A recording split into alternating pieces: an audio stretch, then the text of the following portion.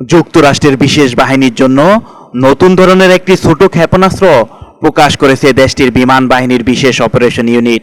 Havoc spare নামে এই ক্ষেপণাস্ত্র কম খরচে দ্রুত তৈরি ও ব্যবহারের জন্য বানানো হয়েছে। বিস্তারিত জানাচ্ছি। যুক্তরাষ্ট্রের বিমান বাহিনীর বিশেষ অপারেশন কমান্ড নতুন ছোট আকারের ক্ষেপণাস্ত্র হ্যাভক স্পেয়ার প্রকাশ করেছে। এটি তৈরি করা হয়েছে দূর থেকে নির্ভুলভাবে হামলা চালানোর ক্ষমতা বাড়ানোর জন্য। মার্কিন বাহিনী জানায়, ভবিষ্যৎ যুদ্ধের কথা মাথায় রেখে এই নতুন অস্ত্র তৈরি করা হয়েছে।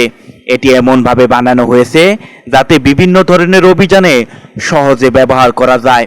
বিমান বাহিনীর বিশেষ operation commander lieutenant general Mike Conley বলেন, এই ক্ষেপণাস্ত্র সেনাদের নিরাপদ দূরত্ব রেখে শত্রুর লক্ষ্যবস্তুতে হামলার সুযোগ করে দেবে। মার্কিন বিশেষ অপারেশন বাহিনীর প্রধান অ্যাডমিরাল ফঙ্ক ব্যাডলি জানান, সামরিক বাহিনী ও প্রযুক্তিগত প্রতিষ্ঠান যৌথ কাজের মাধ্যমে খুব দ্রুত এই প্রকল্প এগিয়ে নেওয়া হয়েছে। তিনি বলেন, সেনা সদস্য ও প্রকৌশলীদের সরাসরি কাজ করার ফলে দ্রুত এই অস্ত্র তৈরি করা সম্ভব হয়েছে। মার্কিন বাহিনীর তথ্য অনুযায়ী সাধারণত নতুন অস্ত্র তৈরি ও পরীক্ষায় 5 থেকে 7 বছর সময় লাগে, কিন্তু হ্যাভক স্পেয়ার 3 বছরের কম সময়ে পরীক্ষামূলক ব্যবহারের পর্যায়ে পৌঁছেছে। 2025 সালের নভেম্বরে মার্কিন বিমান বাহিনীর সচিব টয় মেইলকে এই ক্ষেপণাস্ত্রের নাম দেন হ্যাভক স্পেয়ার।